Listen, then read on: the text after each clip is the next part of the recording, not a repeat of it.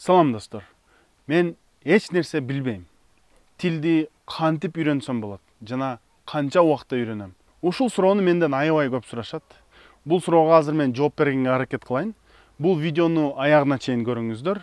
Эгер каттала элек болсоңуздар, биздин каналга сөзсүз катталыңыздар, себеби пайдалуу жана кызыктуу кеңештер чыгып турат. Кеттик.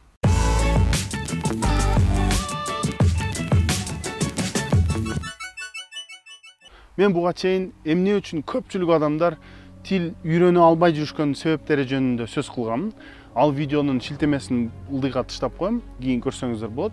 Кыскасы ошол видеодо мен айтканмын да, эгер бир жумушту, тил үйрөнүү болобу же башка бир жумушту маанилүү нерсе катары кабыл алсаңыз, ага көбүрөөк көңүл бурасыз. Ага көбүрөөк көңүл буруп отуруп, натыйжа да жакшы болот. Бул видеодо тилди нөлдөн кантип үйрөнүш керек жана кайсы нерселерге көңүл буруш керек, ошолорду айтып берем. 5 жашар баланы элестетиңиз. Балким иниңиз же карындашыңыз элестетип көрүңүз. Балким өзүңүздө балаңыз бардыр, 5 жашар. Ошол 5 жашар бала өз эне тилинде кантип сүйлөйт? Эркин сүйлөйт, мисалы үчүн кайда баратасың? Эшке баратам, той ойногон баратам. Кимдер менен баратасың? Досторум менен баратам. Кайерде той ойнойсуңар? Тетиги жерде аянтап той ойнойбуз. Жакшы экен. Же курсагың ачтыбы? Ооба, курсагым ачты. Эмне жейсиң? Бир нерсе болсо жегиң келет. Мисалы үчүн ушундай жөнөкөй нерселерди 5 жашар бала сүйлөйт, туурабы? Ойлонбой сүйлөйт, эркин сүйлөйт. Ал бала мисалы үчүн бизнес, экономика, экология, саясат, ушул темалар жөнүндө эгер аны менен маектешсеңиз, ал сүйлөшө албайт. Себеби балким ага ал нерселер али кызыктуу эмес же керек эмес азырынчачы. Бирок ошол жөнөкөй нерселерди ал эркин сүйлөйт. Сиз менен эркин баарлашат. Туурабы? Туура. Эми караңыз, эгер сиз тилди нөлдөн баштап үйрөнүп жаткан болсоңуз, сиздин башында негизги максатыңыз бул 5 жашар баланын деңгээлине жетиш. Америкада же Англияда жашаган 5 жашар баланын деңгээли кандай? Мен ошол деңгээлге жетишим керек деген ойду дайым өзүңүзгө эскертип турушуңуз керек да. Мисалы үчүн сиз курска барганыңызда же башка бир жерде окуп жатсаңыз же өз алдынча окуп жатсаңыз, дайым ушул ойду эскертип турушуңуз керек. Мен 5 жашар балага жетишим керек. Мен ошол 5 жашар баланын деңгээлине жетишим керек. Мен сизге айтам азыр, эмне үчүн сиз ушул ойду карманышыңыз керек экенинчи. Баягы 5 жашар бала туулганынан баштап ошол 5 жашына чейин кандай иш-аракеттерди аткарды? Өз тилин, эне тилин ошол деңгээлге жеткириш үчүн эмнелерди аткарды? Ал отуруп алып, китеп ачып, грамматика, сөздөрдү жаттап, кайсы бир темаларды изилдеп, ошентип үйрөндүбү? Жок.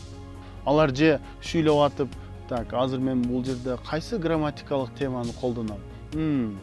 Муну колдоном деп ойлонбойт да. Алар ал деңгээлге кантип жетишти?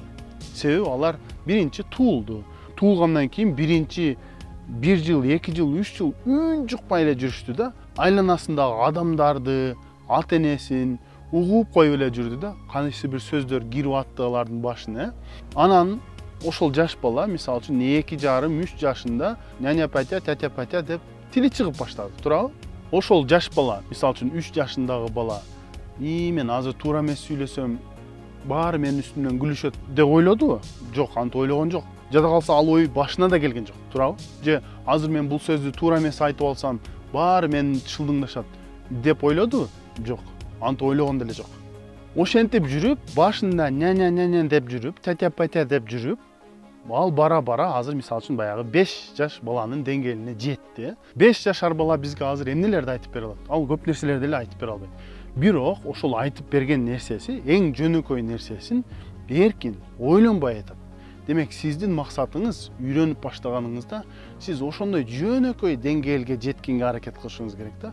Отуруп алып, кыйын грамматикадан баштабашыңыз керек. Муну тамга менен бириксе кантип айтылат? Аларга көңүл бурбашыңыз керек.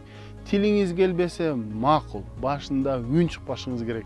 Эгер бир нерсени түшүнбөй атсаңыз макул, эптеп колуңуз менен дагы түшүндүрүп, мимикаңыз менен дагы түшүндүрүп болсо дагы акырын көнүшүңүз керек ошондой нерселергечи. Сиздин эң негизги максатыңыз баягы 5 жашар баланын деңгээлине жетиш да. Ал деңгээл эмне? Бул деңгээлде эркин, ойлонбой, жөнөкөй нерселерди сүйлөө. Кандайсың, жакшы, кайда баратасың, мындай кылып атам. Бияка бардым, тиги кылдым, мындай кылдым. Сен эмне кылып атасың? Мен үйдө отурам, азыр видео жазып атам. Аны кийинчерээк YouTube'га коём. Мисалы үчүн адамдар менен сүйлөшөм, окуучуларым менен сүйлөшөм. Мына жөнөкөй нерселер да. Ал нерселерди сиз ойлонбой айтышыңыз керек да. Сиздин негизги максатыңыз ошол. Мисалы үчүн азыр байкап көрсөңүз, көп окуучулар жөнөкөй нерселерди оңой эле айтышат да. Мисалы үчүн "Hi, how are you" деген нерсени ойлонбой эле айтасыз да. Же "This is a tree" бул дарак деген нерсени ойлонбой эле айтасыз. Демек, сиз баягы 5 жашар баланын деңгээлине жеткенден кийин андан ары балким сизге мугалим деле керек болбойт да. Себеби сиз өзүңүздүн кызыгыңыз аябай күчтүү, аябай чоң болсо, сиз өзүңүз деле бир нерселерди изилдеп кете бересиз да. Бул жөнүндө мен кененирээк башка видеодо айтып берем. Көп окуучулар мындай шылтоолорду келтирет да. Мен жада калса алфавитти билбейм, мен жада калса тамгалардын айтылышын билбейм деп айтышат. Ушундай жүйөлөрдү келтиришет да, ушундай аргументтерди айтышат. Кээде мен окуучуларыма айтам да, мисалы үчүн tree деген дарак десем, tree деген эмнеге tree деп айтылып атат, эмнеге т тамгасы менен р тамгасы кошулса tree деген үн чыгып атат деп ушундай суроолорду беришет да. Башында андай суроолорго көңүл бурбашыңыз керек. Себеби мисалы үчүн баягы 3 жашар баланы алсак, ал балам бул дарак десем, ата эмнеге бул дарак дегенде сиз мынтип айтып атасыз, д деп айтып атасыз, же бул эмнеге р тамгасын мен айта албай атам деп бизге суроо бербейт да, туурабы? Ал бул дарак десең, бул далак деп эле айтышат да. Туура эмес бага карабайт да. Бирок ошентип жүрүп, ал бир күн туура айтат. Ошол күнгө келет. Туурабы? А биз чоңдор, биз андай ойлобойбуз да. Биз сөзсүз биз башында туура айтып кетишибиз керек да. Жок, андай болбош керек. Сиз өзүңүздү кичинекей ымыркай элестетишиңиз керек дагы. Ошол ымыркайдын деңгээлинен баштап 5 жашар баланын деңгээлине чейин жетүү деген максат коюшуңуз керек да өзүңүзгөчү. Жыйынтыктасак, эгер сиз тилди нөлдөн окуп баштап аткан болсоңуз, сиздин негизги максатыңыз бул нөлдөн 5 жашар баланын деңгээлине жетүү.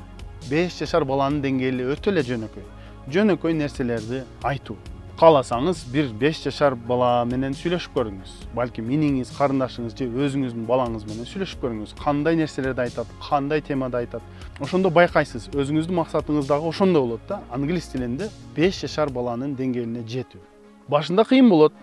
Няня дейсиз, кийин няня бер дейсиз, кийин няня жейм дейсиз. Кийин бара-бара менин курсагым ачты, мага нан бер деп ушинтип айтып каласыз да.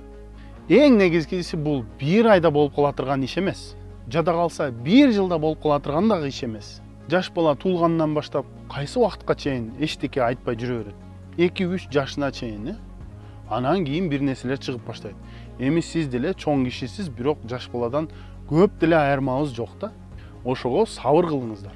Бул видео сизге пайдалуу болду деп үмүттөнөм. Бизге катталыңыздар. Эгер суроо пикирлериңиздер болсо, ылдыйга комментарийге жазыңыздар. Көргөнүңүз үчүн чоң рахмат.